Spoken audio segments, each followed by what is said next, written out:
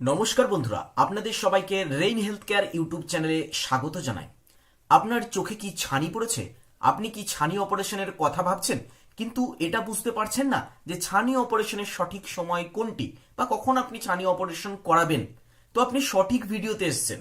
আজকের এই ভিডিওতে আমি আলোচনা করব ছানি অপারেশনের বা ক্যাটারেক্ট সার্জারির সঠিক সময় কোনটি।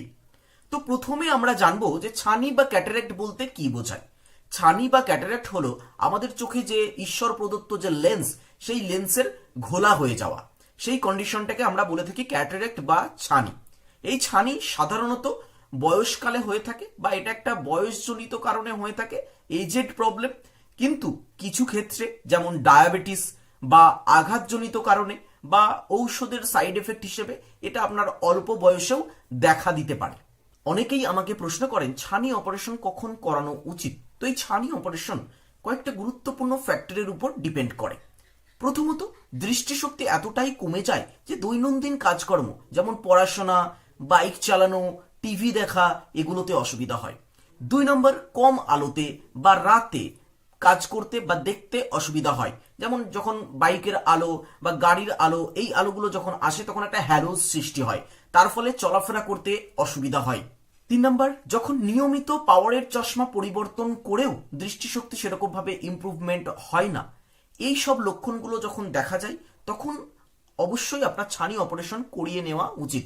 ছানির অপারেশন সময় মতো না করলে বা দেরি করলে সেক্ষেত্রে ছানির ঘনত্ব আরও বেড়ে যায় এবং চোখের প্রেসার বেড়ে যেতে পারে এবং সেই ক্ষেত্রে গ্লকোমার সমস্যা হতে পারে, সাথে সাথে চোখের আরও অন্যান্য সমস্যাও সৃষ্টি হতে পারে। আরও গুরুত্বপূর্ণ বিষয় হলো ছানি যত ঘনীভূত হয় তত অপারেশন আরও জটিলতর হয়ে ওঠে। তাই সমস্যা বাড়ার আগেই চিকিৎসকের পরামর্শ নিয়ে আপনার ছানি অপারেশন করিয়ে নেওয়া উচিত। ছানি অপারেশনের পরে চোখের সঠিকভাবে যত্ন নিতে হবে। সানগ্লাস ব্যবহার করতে হবে, চোখে হাত দেওয়া যাবে না, চোখ চুলকালে চোখকে ঘষবেন না, চিকিৎসকের পরামর্শ নেবেন এবং যে ড্রপগুলো উনি দেবেন সেই ড্রপগুলো টাইম মতো ব্যবহার করবেন। ভারী কাজ থেকে দূরে থাকবেন। আপনার চোখের স্বাস্থ্যের প্রতি সজাগ থাকুন। চোখে ছানি পড়লে চিকিৎসকের পরামর্শ নিন এবং সময় মতো ছানির অপারেশন করান।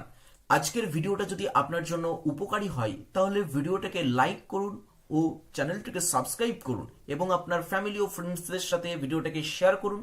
ধন্যবাদ।